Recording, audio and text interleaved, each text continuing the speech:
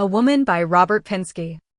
30 years ago, gulls keen in the blue, pigeons mumble on the sidewalk, and an old, fearful woman takes a child on a long walk, stopping at the market to order a chicken, the child forming a sharp memory of sawdust, small curls of droppings, the imbecile panic of the chickens, their affronted glare.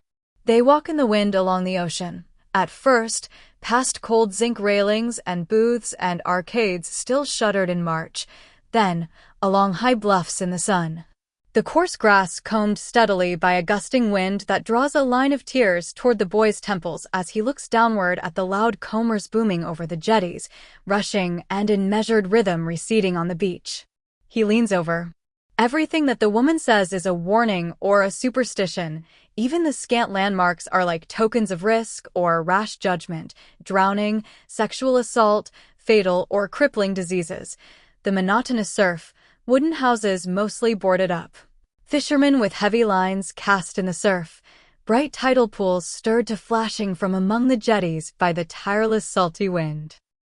She dreams frequently of horror and catastrophe, mourners, hospitals, and once a whole family sitting in chairs in her own room, corpse gray, with throats cut. Who were they?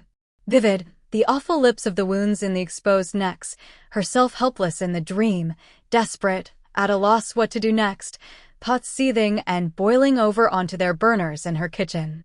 They have walked all the way out past the last bluffs as far as Port-au-Pec, the name a misapprehension of something Indian that might mean mouth, or flat, or bluefish, or all three, ocean on the right, and the brackish wide inlet of the river on the left. And in between, houses and landings and the one low road with its ineffectual seawall of rocks that the child walks, and that hurricanes send waves crashing over the top of, river and ocean coming violently together in a house cracking.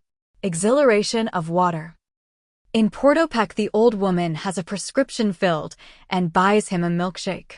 Pouring the last froth from the steel shaker into his glass, he happens to think about the previous Halloween, holding her hand, watching the parade in his chaps, boots, guns, and sombrero.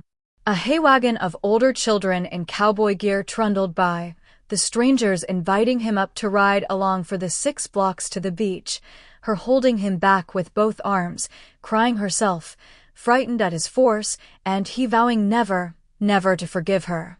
Not as long as he lived.